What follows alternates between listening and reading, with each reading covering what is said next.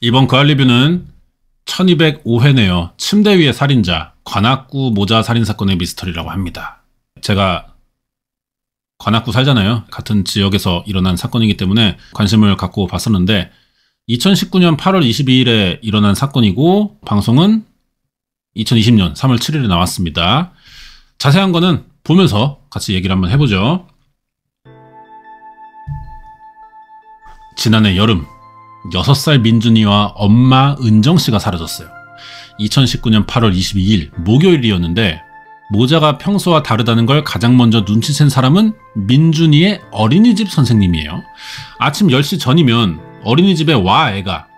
근데 이날은 연락이 안 되는 겁니다. 오후가 되면서 은정씨의 친정 식구들도 걱정이 됐어요. 주변이랑 다 연락을 끊었나 보다. 그리고 밤 9시 너무 연락이 안 되니까 은정씨 언니의 부부가 찾아왔는데 집에 아무 기척이 없어. 그래서 문이 안 열리니까 뭐 방법 없잖아. 돌아갔고 약 3시간 후 많은 경찰이 빌라 주변으로 출동해서 동네가 발칵 뒤집혔대요. 그날 밤 경찰에 신고한 사람은 은정씨의 오빠입니다. 은정씨가 계속 전화를 받지 않자 오빠와 아버지가 다시 한번 확인해 보려고 먼저 민준이 아빠의 근무지를 찾아갔어요. 근데 일하고 있던 아빠도 아내가 어디로 갔는지 몰라. 민준이 아빠에게 현관문 비밀번호 물어보고 집 안으로 들어가 봤던 오빠와 아버지는 침대 위에 누워 사망한 민준이와 은정씨를 발견했어요. 침대는 다 피로 물들여져 있었고 숨진 민준이의 얼굴 위에 베개가 놓여 있었습니다. 여기에 이호 교수님은 이 피해자의 가족이라면 굉장히 분하고 마음 아픈 형태의 손상이에요. 누군가가 욱하는 심정으로가 아니고 집중적으로 죽이려는 마음으로 여러 번 찔러댄 거거든요. 특히 아이인 경우에 이게 잘 보이거든요. 경추 목뼈를 절단하면서 들어갔다고 기록이 돼 있거든요. 살해할 의도를 가지고 강력한 힘으로 자창 손상을 가했다. 이렇게 볼 수 있습니다. 사인이 흉기에 의한 다발성 자창이에요. 칼로 막 찔렀다는 거지. 엄마 은정씨에게 목과 쇄골, 턱까지 이르는 총 11군데의 공격 흔적이 있었고 민준이에게도 3군데의 치명적인 손상이 있었습니다. 둘 다 목을 집중적으로 찔렀어.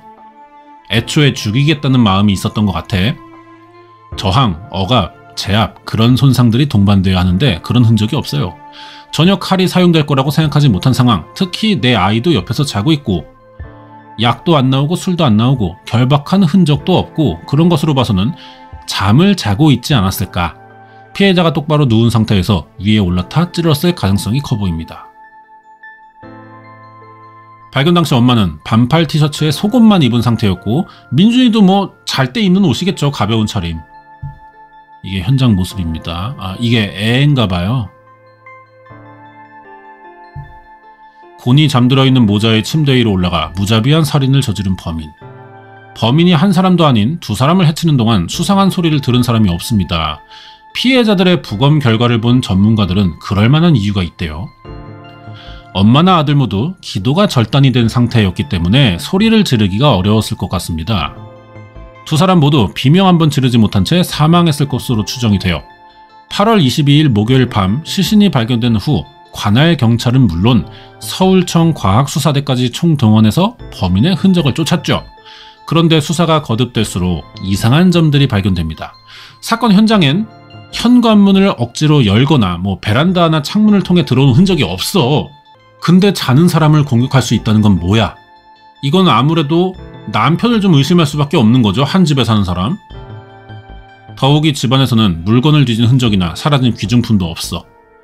2사람이 상당량의 피를 흘렸는데도 침대 밖 어디에도 피 묻은 손자국, 발자국도 없습니다.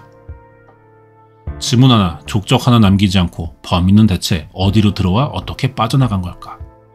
경찰이 수사 결과를 발표한 건 10월쯤인데 사건 발생 40여일 만에 체포된 용의자는 그날 밤 모자의 소식을 모른다고 했던 은정씨의 남편이고 6살 민준이 아빠 조씨네요. 이 새끼입니다. 안경에 무슨 색깔을 넣었는데 이게 이제 미에로 하이바 에디션이라고 연예인병 걸린 애들이 이런 거 많이 쓰죠. 햇빛 차단한다고 이렇게 하는데 내가 볼 때는 주접이야. 사건 당일 오후 근처에 사는 언니의 집에 놀러갔던 은정씨. 오후 2시쯤 저희 집에 왔어요. 스파게티 소스랑 면이랑 닭곰탕 싸가지고 저희 집에서 4시 4분에 나갔어요. 이후 민준이의 하원 시간에 맞춰 어린이집에 들읍니다. 집으로 들어간 시간이 오후 4시 28분. 그리고 저녁까지도 이상한 낌새가 없었다는 게 사람들 말. 친구인데요, 이분은. 누가 먼저 얘기하면 은정이가 10분 안에는 대답을 해요. 7월인데 시원하다. 그러게. 뭐 아버님 쾌차하시고 뭐 수술 잘 받길. 뭐 8월 21일도 얘기가 있었네요. 나는 언니가 스파게티랑 닭곰탕 해줬어. 오징어 묵국 시원하겠다. 이게 이제 사망 전날로 추정이 되죠. 친구들하고 얘기를 많이 하는 스타일이네. 카톡 보냈을 때 일이 오랫동안 떠있지 않는 스타일이야. 바로바로 확인하고. 친구들에게 스파게티로 저녁을 해결할 거라고 했던 때가 수요일 사망 전날 오후 5시 41분. 출판 일을 하던 은정씨는 밤 8시 40분쯤에 업무 관계자와 대화도 했습니다. 언니 오빠와의 채팅방에서도 밤 8시 49분까지도 대화가 있었고요. 그리고 그 뒤로 은정씨는 자신에게 온 메시지를 읽지 않았다. 그러면 뭐 정황이 뻔하죠. 이때쯤 남편이 이 이후에 집에 들어왔고 자는 걸 죽이고 다음날 출근을 한 거야. 남편 새끼가. 그렇게 봐야 될 것 같은데요. 출판사 업무 관계자. 책을 다 마무리하고 나면 저한테 몇 부를 주시거든요. 제가 10부인가 요청했어요. 근데 대답이 없어요. 다음날도 안 읽고요. 10시네요. 그 전에 죽은 거겠지. 그녀가 마지막으로 메시지를 보낸 건 8시 49분. 그리고 10시 4분. 요 사이에 죽은 거겠죠. 1시간 15분 정도 사이. 무슨 일이 있던 걸까? 빌라 이웃들은 그날 밤 수상한 차를 봤다고 합니다. 모르는 차, 거기 주차하는 차가 한 대 들어와 있었고요. 다음날 아침에 우리는 아침 6시쯤 나갔는데 그 차가 없더라고요. 수요일 밤에 있었는데 날이 밝았을 때는 보이지 않았다. 그 차를 본 주민은 또 있습니다. 가끔씩 보였던 검은색의 SUV 차량. 그런데 전에는 보였던 블랙박스의 불빛이 그날따라 안 보였대요. 빌라 주차장 진미로 쪽을 찍고 있던 방범용 CCTV 카메라에 차가 포착됐어요. 남편인 조 씨의 차입니다. CCTV 확인 결과 조 씨의 차가 도착한 시각은 수요일 밤 8시 56분. 은정 씨의 메시지가 뜸해지던 무렵. 밤 9시가 다 돼서 들어왔던 조 씨의 차는 새벽 1시 35분에 집을 떠납니다. 싸웠나? 봐봐요. 마지막 카톡이 8시 49분이에요. 그리고 조 씨의 차가 집에 들어온 게 8시 56분이야. 10분도 안 됐어. 근데 그 사이에 카톡이 멈췄다는 거는 들어오자마자 싸워서 핸드폰을 볼 그 여유가 없었다고 봐야 될 것 같거든요. 왜냐면 자는 동안 죽었으니까. 싸우고 뭐 그러고 잤나? 근데 자기 전에도 핸드폰 한번 볼 법한데? 핸드폰 뺏었나? 아무튼 뭐 이 남편은 밤 9시 다 돼서 들어왔다가 새벽 1시 35분에 집을 떠났대요. 조 씨는 자신의 작업장에서 생활을 하고 있어요. 평소 집에 거의 오지 않고 경찰 조사에서 그날 방문에 대해 이렇게 설명합니다. 오늘 집에 가기로 했는데 아침에 아내에게 문자가 왔어요. 민준이가 흙을 가지고 만들었던 걸 가지고 와달라고 했고요. 밤 8시 30분에서 9시 사이에 와달라고 하길래 그 시간에 맞춰 갔습니다. 밤 9시쯤 도착해서 애랑 놀다가 배가 고파서 혼자 저녁 먹었고요. 밤 10시쯤 침대에서 다 같이 누워 잠이 들었어요. 자다가 새벽에 잠이 깨서 작업장에 가겠다고 얘기하고 나왔습니다. 그렇게 집을 나선 게 새벽 1시 반. 당시 아내와 민준이는 살아있었다는 게 남편의 주장. 사건이 나던 8월에도 한 지역 미술관에서는 조 씨의 작품들이 전시 중이었어요. 전시의 관계자. 작품 의욕이 강한 분이에요. 저는 좋게 봤어요, 조 작가님. 창작 의욕이 불탔고 포부가 있던 분이에요. 사회생활에서는 문제가 없었다. 하지만 유족들은 사건 당일 조 씨에게서 의심스러운 부분이 많았대요. 아니 근데 잠깐 이상한 게 지금 뭐 거의 남편으로 확정적이잖아요. 근데 이게 지금 초반부잖아. 그러면 이 뒤에 뭐가 더 있는 거야? 반전이 될 만한 뭐가? 혐의를 벗었다든지 뭐 약간 그렇게 되는 거야? 처가 식구들이 돌아가며 은정 씨의 안부를 확인하는 걸 알고도 크게 반응하지 않았다. 특히 딸과 손자의 시신을 발견한 후 있던 상황, 지금까지도 이해되지 않던 일이다. 자, 사망한 여자분의 아버지. 그때는 내가 생각하기에 제일 먼저 알아야 될 사람이 사위인 것 같더라고요. 그래서 사위한테 전화를 했어요. 바뀔래? 은정이 갔다. 이렇게 얘기했어요. 차마 죽었다는 말이 나오지 않아 은정이가 갔다고 말을 돌려서 했어. 알아듣는 거잖아.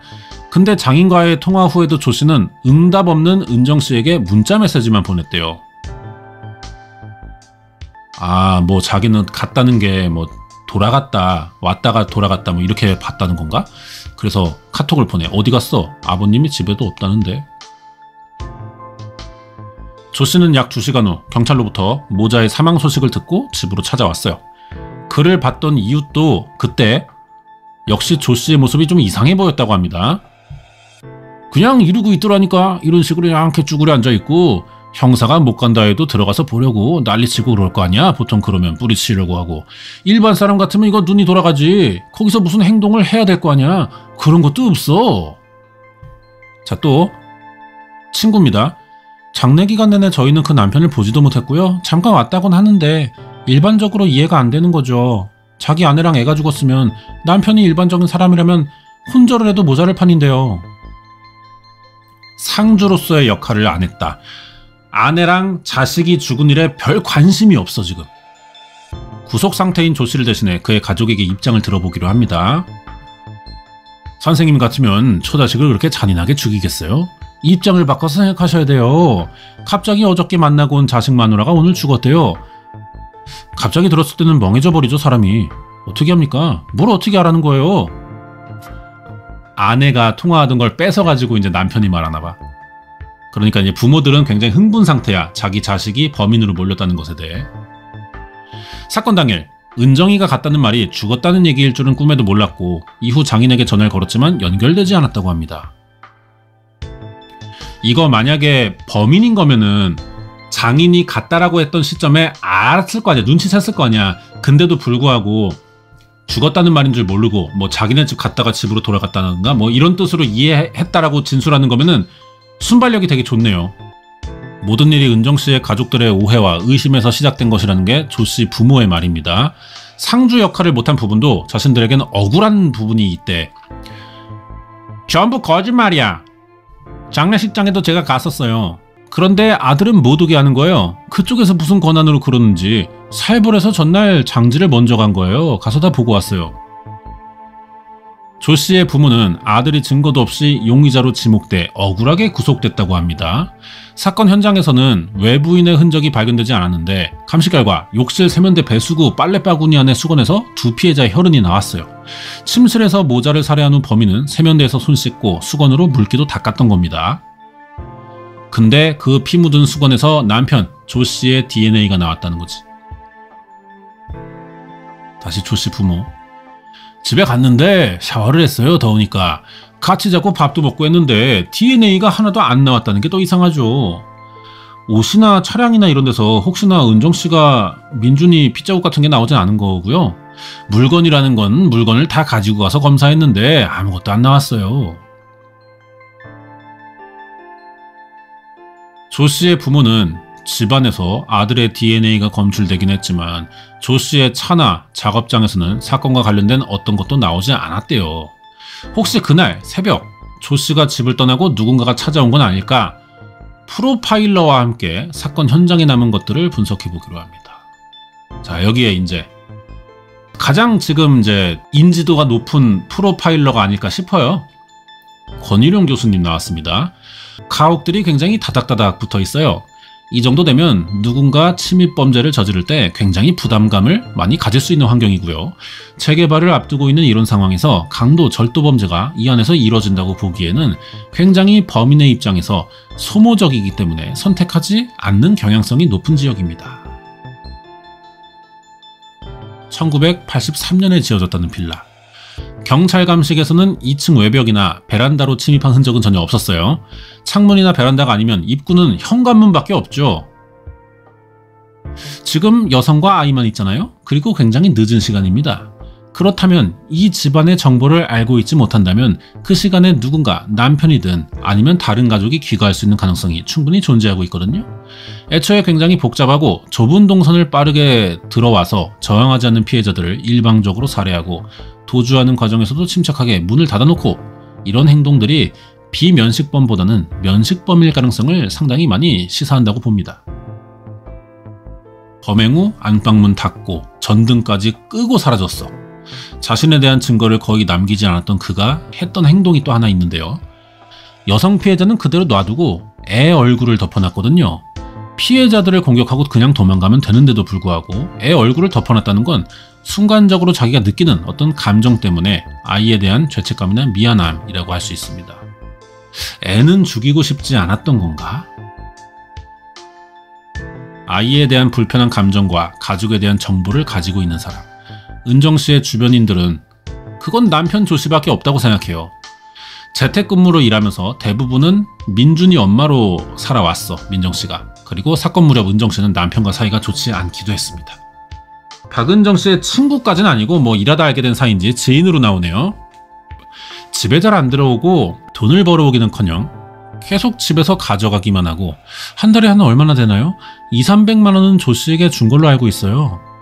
작업장 관리비가 최소 60에 대출이자가 70, 그것만 해도 130이잖아요. 이거에 조씨 생활비까지요? 네, 그리고 차 할부도 한 70에서 90 정도 줬어요. 이런 씨발 이게 뭐 이렇게까지 받아가냐?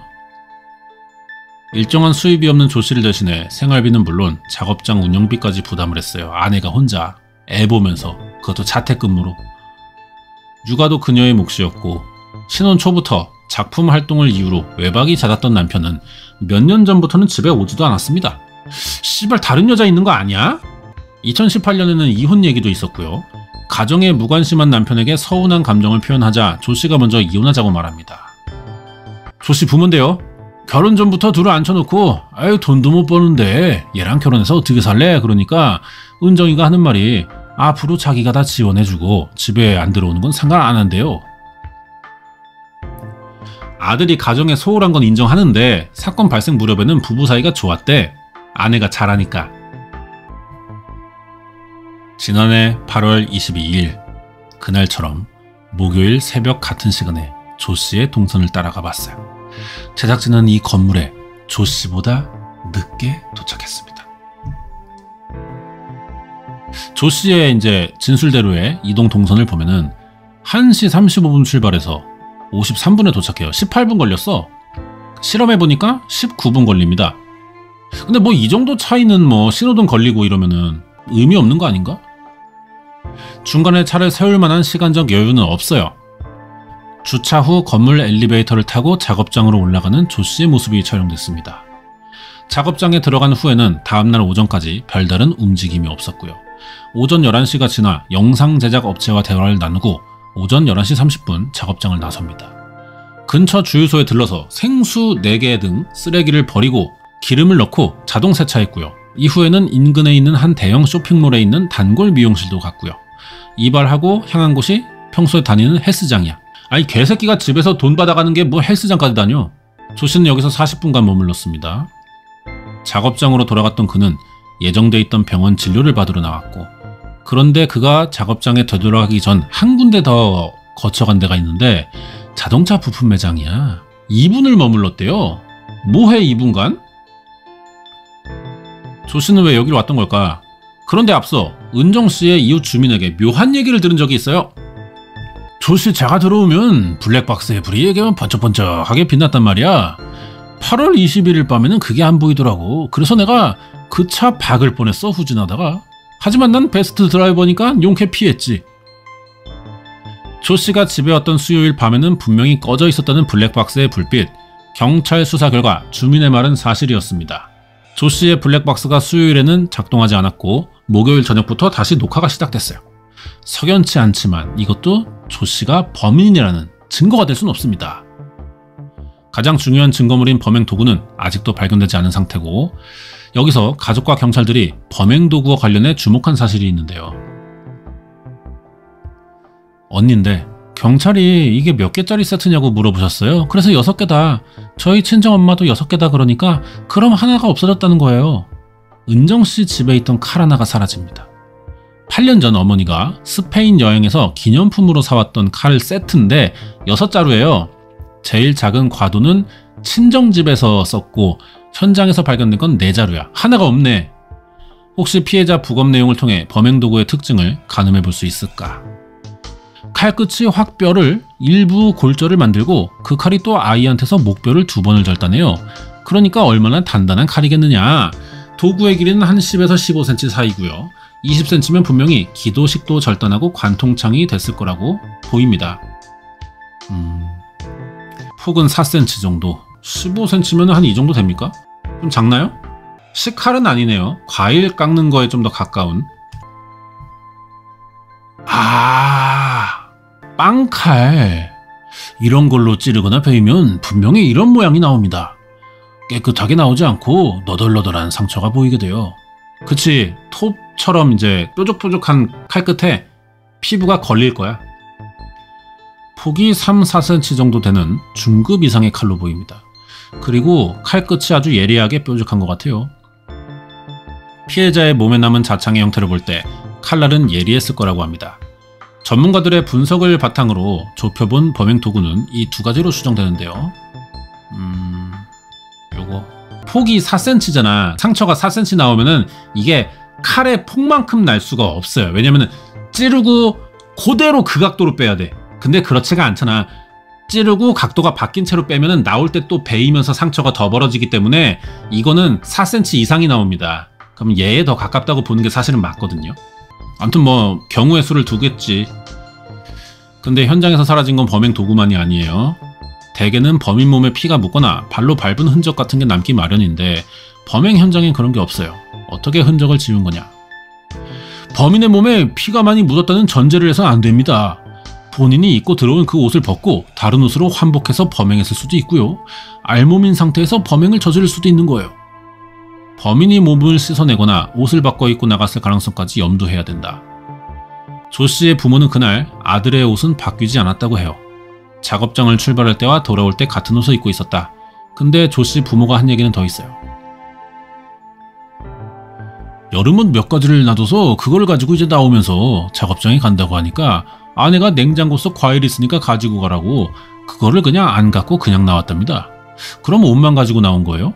옷만 가지고 나왔는데 그때 시간이 1시, 경찰이 조사한 CCTV에 나온 거 있지 않습니까? 그날 새벽 조 씨가 가지고 나온 가방 속엔 뭐가 있었을까? 은정 씨의 주변인들은 조 씨가 범행 직후 증거가 될 만한 물건들을 가지고 나와 처리했을 거라고 주장해요. 작업장에서 쓰는 전기 가마에 증거물을 태웠을지도 모른다고 합니다.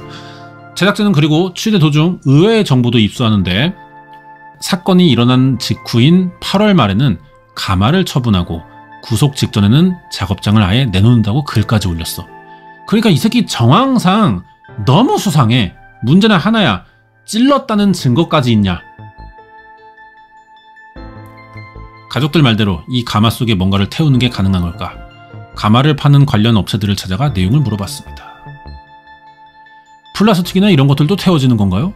열선이 다 눌러붙어요. 폐기 처분해야 돼요, 가마는. 물건을 태울 수는 있지만 가마가 고장 나거나 흔적이 분명 남는다고 합니다. 뭐 도자기 굽고 뭐 이런 새끼인가 직업이? 다른 업체들은 어떻게 생각하냐? 저기다 놓고 태워버리잖아 뭐를. 옷을 태우면 아예 없어. 쟤는 어떡하죠? 쟤도 없어요. 이 날아가 버려. 그러면 칼도 마음먹고 녹이려면 녹일 수는 있겠네요. 아이 녹지. 칼을 가마에 근데 어떤 사람이 녹여? 시간 걸리는데. 오래 걸려요? 아이 그렇지. 몇 시간 걸리지. 갖다 버리지 뭐 그냥 한강에다가. 의견이 좀 다르네. 제품에 따라 좀 차이가 있을 것 같고. 전기 가마로 직접 실험을 해봅니다. 조씨 거랑은 좀 다르지만 가열 방식이나 최고 온도는 같아. 제조업체 사장. 강가에 있는 조약돌을 그거 넣고서도 1250도 뗄 때 해봤는데 거치망 녹아가지고 부풀어 오르는 거예요. 그것도. 옷이나 칼 넣으면 어떻게 될까? 2자루의 칼과 상하의 의복을 준비합니다. 순면 티셔츠, 폴리에스터 성분의 바지. 2벌의 옷과 칼에 인공 혈액을 뿌려놓고 태우는 거야. 옷은 가마 안에 그대로 두고 칼은 한쪽에 덮개를 덮었어요.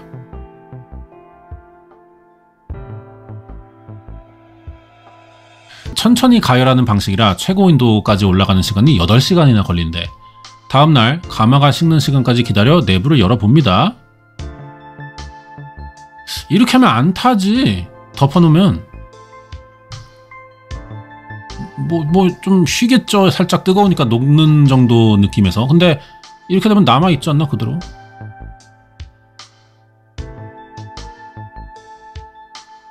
그냥 이거는 사실 좀 뜨거운 불가마 사우나 느낌 아닙니까? 부엌할 형체가 그대로 있어요. 덮개를 덮은 쪽도 형체는 그대로 유지되어 있습니다. 녹아버린 대신 접시 모양대로 휘어져 있어요. 하지만 칼날 부분은 쉽게 바스러지거나 날이 부러집니다. 아, 그러면 이제 부셔가지고 버릴 수도 있겠구나. 피 묻은 옷은 어떻게 됐냐? 그냥 사라져버리네 아예. 이게 녹으면서 기체로 날아가는 형태인가봐. 면티는 거의 흔적도 없이 사라졌고 폴리에스터 성분의 바지는 눌어붙은 자국이 일부 남아있는데 근데 뭐 그것도 너무 적어. 바지가 있었나 싶잖아 솔직히.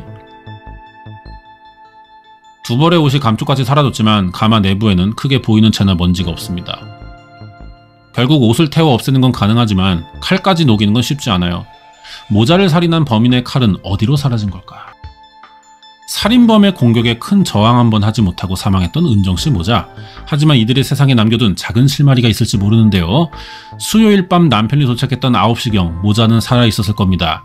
조씨는 경찰 조사에서 밤 10시가 조금 넘어 잠을 자기 시작했다고 했어요. 그러다 새벽 1시경 아들 민준이가 자기를 치는 바람에 잠에서 깨가지고 작업장으로 아예 돌아갔다는 거지. 일어난 김에. 그러니까 말은 뭐 한 침대에서 잤다는 것 같아. 밤 10시경부터 1시까지 계속 잠을 잤다는 가족. 근데 조씨 휴대폰에서 12시가 다 된 시각 4분간 이 새끼가 말밥을 줬네요. 휴대전화로 뭐 경마 관련된 앱에 접속한 흔적이 있다던데요. 아이 그거는요 지가 좋아하는 거니까 평상시에 했던 대로 한 거예요. 조씨가 10시 좀 지나서 잠들었다고 했었는데 그때 11시 55분에 아이 그런데요 희한하게도 바로 들어갔다가 바로 나오잖아요. 우리 아들은 처음에 그랬어요. 거기에 접속할 일이 없다. 그러니까 이것도 수상한 거예요. 은정이가 이걸 슬쩍 열어봤는가? 조씨와 그 부모들 주장에 대해 전문가 어떻게 분석할까요? 여기에 박지성 교수. 일상적으로 휴대전화 어떤 앱이건 접속할 수 있는 거죠. 그런데 엄연히 기록이 있는데 굳이 자기는 자고 있었다라고 한다는 거는 그 시간에 자기가 깨어 있었다는 걸 오히려 감춰야 될 이유가 있다는 거죠. 은정씨가 지인들에게 마지막 메시지를 보냈던 시각이 수요일 밤 8시 49분이죠. 평소 아침 8시 이전부터 활동을 시작했던 습관을 고려하면 범행 가능 시각은 11시 정도로 좁혀볼 수 있어요. 결국 남편이 떠나기 전 4시 반, 그리고 그 이후 8시간 30분. 이 2시간대 중 모자가 언제 사망했을지를 추론해야 되는데 조씨가 가장 유력한 용의자라고 해도 범행 동기가 잘 보이지 않는 문제도 있습니다. 그래, 왜 죽인 거야? 자기 월마다 따박따박 몇백씩 줬는데. 사실 많은 살인사건에서 범행 동기가 명확하게 밝혀지는 경우는 생각외로 없어요. 왜냐면 피해자가 말이 없고요. 범행의 동기를 알 수 있는 유일한 입은 살인범의 입이죠. 어린 아이까지 둘이나 죽여야 하는 딱 결정적인 계기, 이게 안 보이는 게 저는 의문이죠. 조씨에게 처자식을 살해할 만큼의 강한 동기나 분노가 있었냐는 건데 더욱이 사건 무렵 두 사람은 어느 때보다 사이가 좋아 보였대요. 사이가 좋아 보인 건 사실인가 봐. 자, 남편이랑 이제 주고받은 카톡을 봅시다. 검사 받고 공방 왔어. 변호사 형님한테 전화해서 뭐 이혼 안 하고 잘 살기로 했다고. 잘 살아보자. 잘할게. 서로 존중하자. 그래. 폰 샀어? 아니. 대출 연장 뭐 그거 끝내고 사려고. 그래. 점심 맛있게 먹고. 차 조심하고. 안부를 묻는 걸 봐서는 이건 사이가 좋은 겁니다. 하지만 은정씨는 사건이 나기 2달 전 남편 상대로 이혼 소송을 냈어요. 은정씨가 낸 거야. 남편이 아이를 보지 않는 것과 경제적으로 힘든 걸 얘기해서 같이 해결할 방안을 찾았으면 하는데 그런 대화가 잘 이루어지지 않는 것에 대해 좀 힘들어 하셨고요. 이제 더 개선이 어려울 거라고 생각하고 이혼을 결심했다고 합니다. 결혼 7년간 누적돼 있던 갈등이 해결되지 않자 근거 자료들을 모으고 이혼을 준비했던 은정씨. 그러니까 이런 것도 사실은 속으로 같이 살기 좀 힘들다라는 마음이 있지만 남편이 이렇게 좀 좋게 나오니까 맞춰주기는 했던 거 정도인 것 같아. 그러니까 엄밀히 따지면은 남편은 사이가 좋다고 말할 수 있지만 아내는 좋다고 말하기가 어렵네요. 자, 혼인을 계속하기 어려운 중대한 사유가 있어서 이혼을 청구한다.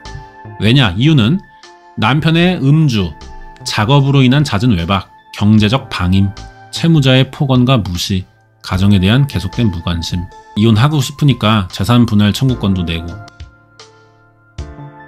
조씨 명의로 돼 있는 빌라의 전세 기간 만료가 다가오자 재산 분할을 위해 보증금 채권 가압류도 신청했습니다. 이걸 왜 가압류를 미리 신청하냐면요. 나는 이걸 분할받고 싶은데 이 새끼가 혼자 그 기간에 몰래 써버릴 수도 있잖아. 주기 아까워서. 그러니까 미리 묶어두고 재판하는 거야. 못 쓰게 만드는 겁니다. 우리가 이게 재판의 쟁점이니까, 이 돈이. 하지만 소장을 낸 지 한 달 만에 은정씨가 입장을 번복해요. 그리고 이제 가압류 해보신 분들 알겠지만 이 돈의 금액에 따라 가압류 금액도 달라져요. 막 몇백, 몇천이 되기도 해요. 근데 뭐 재판 끝나면 돌려받긴 합니다. 갑자기 사무실로 연락하셔서 화해를 했으니 가압류랑 이혼 본안 소송 전부 취하해달라 이렇게 말씀했고요. 남편분께서 와서 잘못했다. 다시 잘해보자는 취지로 말씀했고요. 은정씨가 이혼 소송 걸기 전 4개월간 아내의 전화를 차단했었는데 조씨가 7월 초에 대뜸 와서 사과를 했대. 근데 은정씨는 완전히 화해한 게 아니에요. 지금까지 조씨에게 해오던 경제적 지원을 줄이고 마지막 기회를 줬다. 민준이 생각해서 10만원 좀 넘으면 민준이 태권도 보낼 수 있으니까 적어도 한 달에 30 정도는 애 교육비로 나한테 줄 생각을 해라 얘기했더니 조씨가 깜짝 놀라면서 언니가 그런 얘기를 안 할 거라고 생각했는지 흠칫 놀라더래요. 지가 그동안 받아먹은 게 얼만데 이걸 흠칫 놀라. 양육권이 뭐 여자한테 가면 당연히 양육비 내야 되는 건데. 이혼 결정을 번복한 후 또다시 손을 벌리기 시작한 조씨. 보다 충격적인 사실이 경찰 수사를 통해 드러나요. 자, 이거 봐. 제가 범죄 사건 8년 괜히 한 게 아닌 것 같습니다. 이 새끼 여자 있네. 그래, 집구석 안 들어오는 거 뻔한 거지. 돈도 못 버는 새끼가.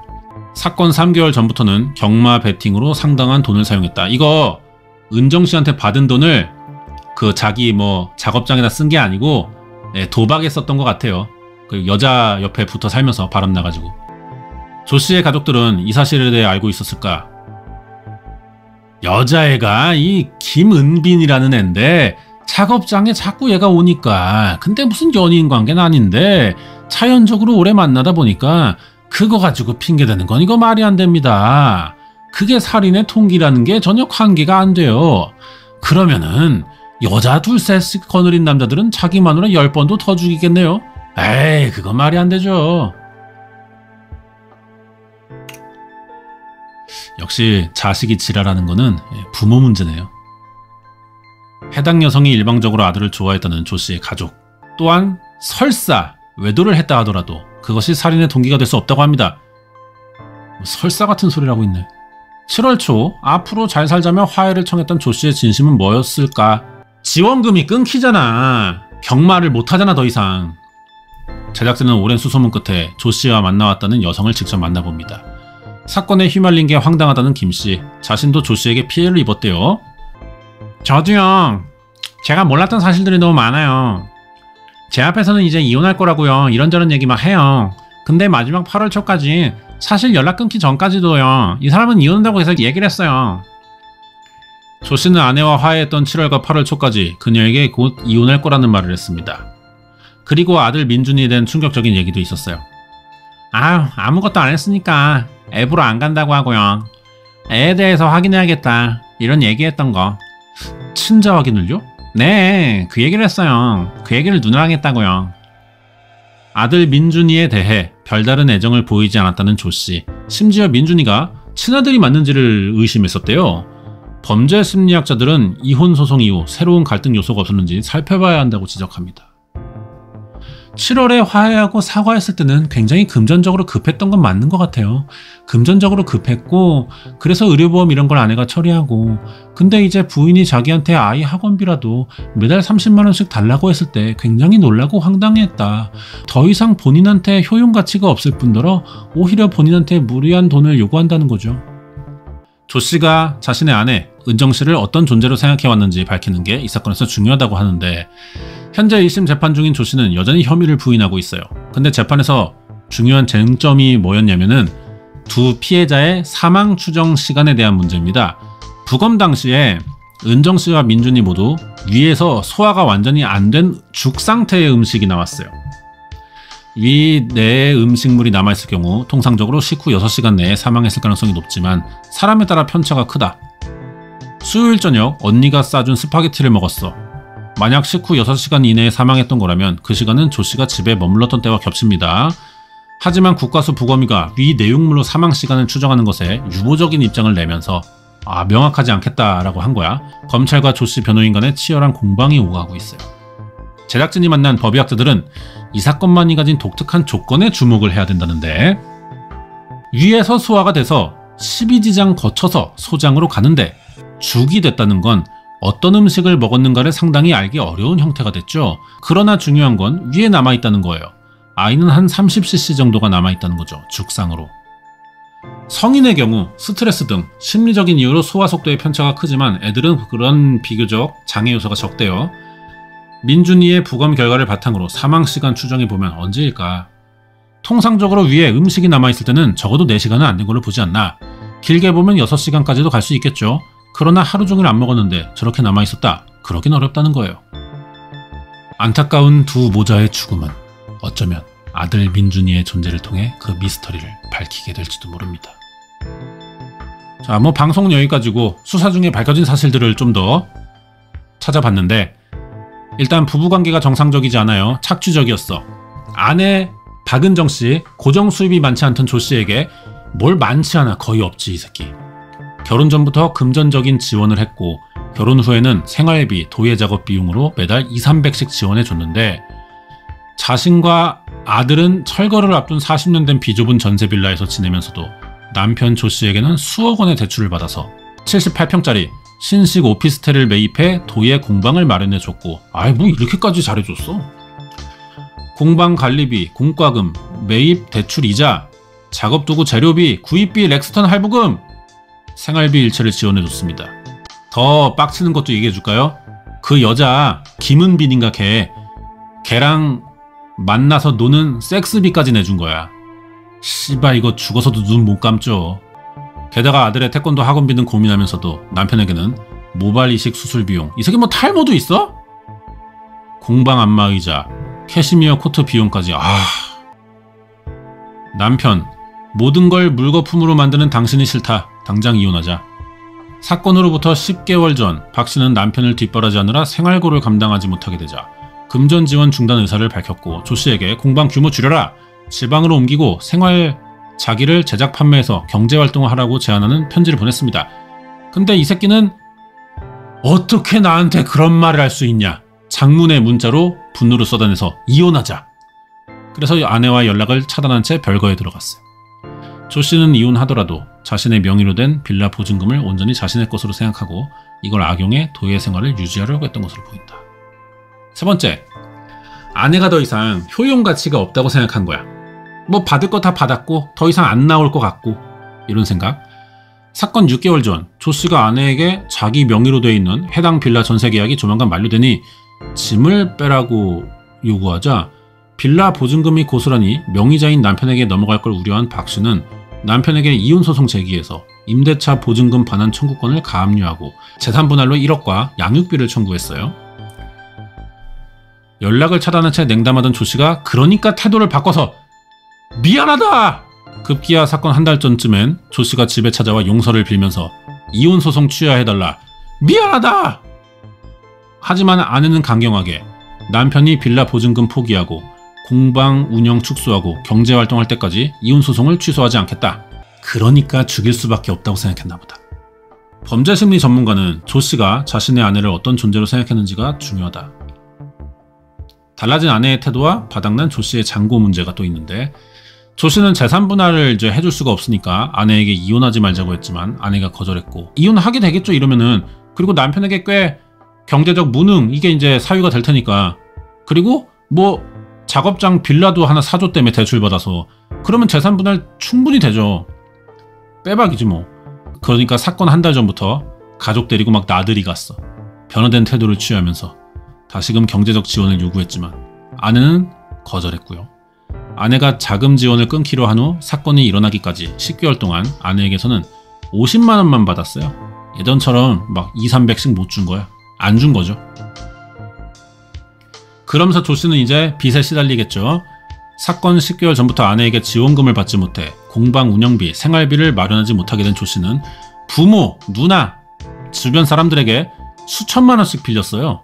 공방 관리비 의료보험을 수개월째 못 내서 압류 예정이었고 가족과 지인들로부터 채무 변제 독촉에 시달리고 있었고. 이러면은 뭐 범행 동기가 충분히 나온 것 같네. 그리고 경마에도 빠져 있었잖아 이 새끼. 사건으로부터 3개월 전 자금 압박에 시달리던 조 씨는 경마장을 찾아갔는데 배팅에 성공했어. 이 초보자들이 이게 조심해야 되는 겁니다 진짜. 첫날 따 그러면 이제 빠지는 거야. 빠졌잖아 이 새끼. 그래서 매주 2, 3회 경마장을 찾았고 경마 배팅 전략 분석 자료를 날마다 수천 페이지씩 볼 정도로 중독이 돼 있었네요.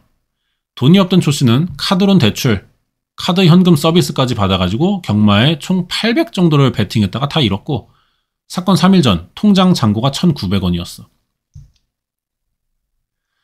자, 그리고 이혼을 이런 상황에서 한다면은 뭐 작업장 뺏겨, 빌라 자기 이름으로 돼 있는 거 보증금도 날아가, 양육비까지 줘야 돼.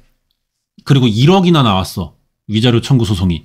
좆된 거잖아. 다 줄 수 있을지도 모르겠지만 어쨌든 손에 남는 게 하나도 없어. 도의 공방도 재산분할 대상이고 매입 시에 빌린 수억 원의 대출금 갚아야 되고 아내와 분할하면 뭐 남는 게 없고 이혼하면 고정수입도 없는데 월 2, 300의 유지비에 추가로 양육비까지 내려면은 감당이 안 돼. 그러면은 도예가로서의 이 새끼 뭔 도예가 맞아요? 씨발 그냥 뭐 그냥 방구석에서 그냥 지점토나 쭈물럭대고 있는 거 아니야? 고무차르기 이런 거? 그냥 여자들이나 작업장 데려가가지고 미정아 오빠 작업실이야 뭐 이런 거나 하려고 그랬던 거 아니야? 아니 왜 이렇게 돈을 못 벌어? 씨발 이제 기존에 누리던 걸 다 잃게 된다 이런 걱정이 있었겠죠.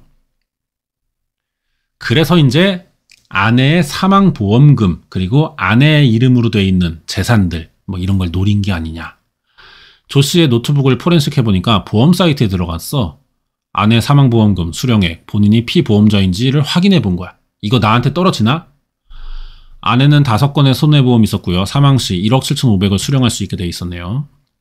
아내 사후 친정에서 받은 아내 명의의 아파트형 공장 2채도 배우자인 자신이 전부 상속하는 것으로 알고 있었다.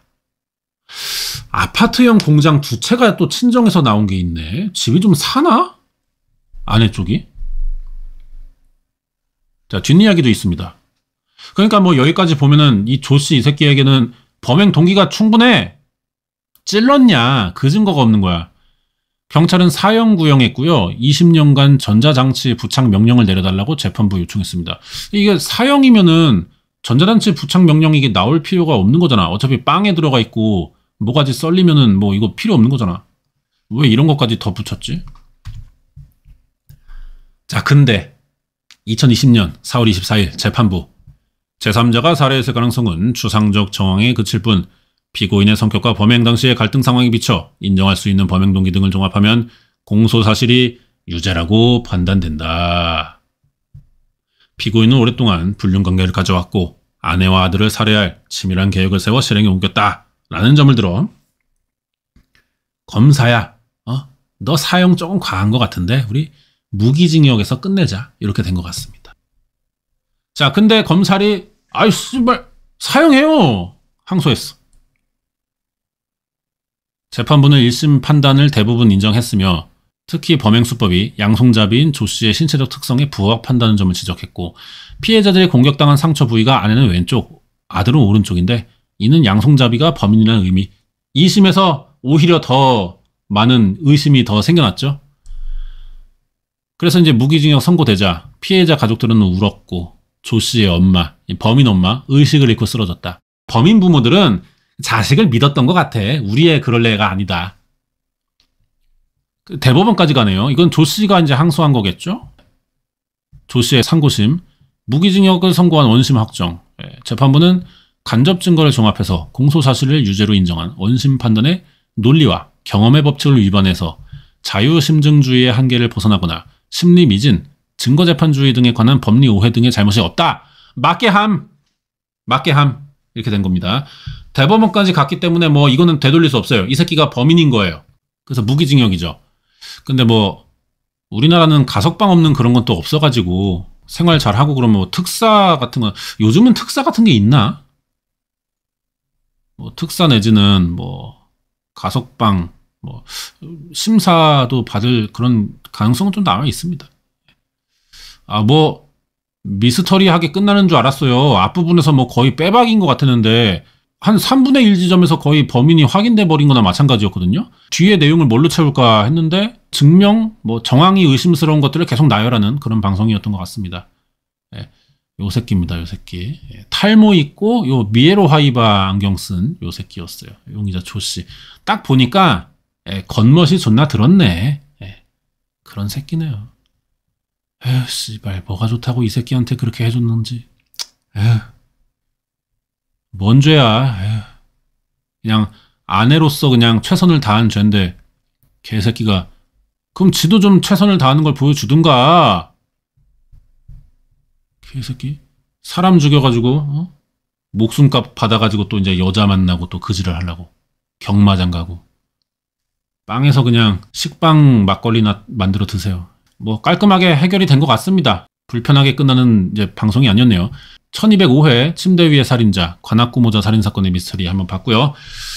다행히도 찝찝하지 않게 끝나서 좀 그나마 좀 좋은 것 같습니다. 잘 봤고요. 짜임새 있게 편성된 방송이었던 것 같아요. 다음 주에 또 잘 만들어진 편 준비해서 리뷰해 보도록 하겠습니다.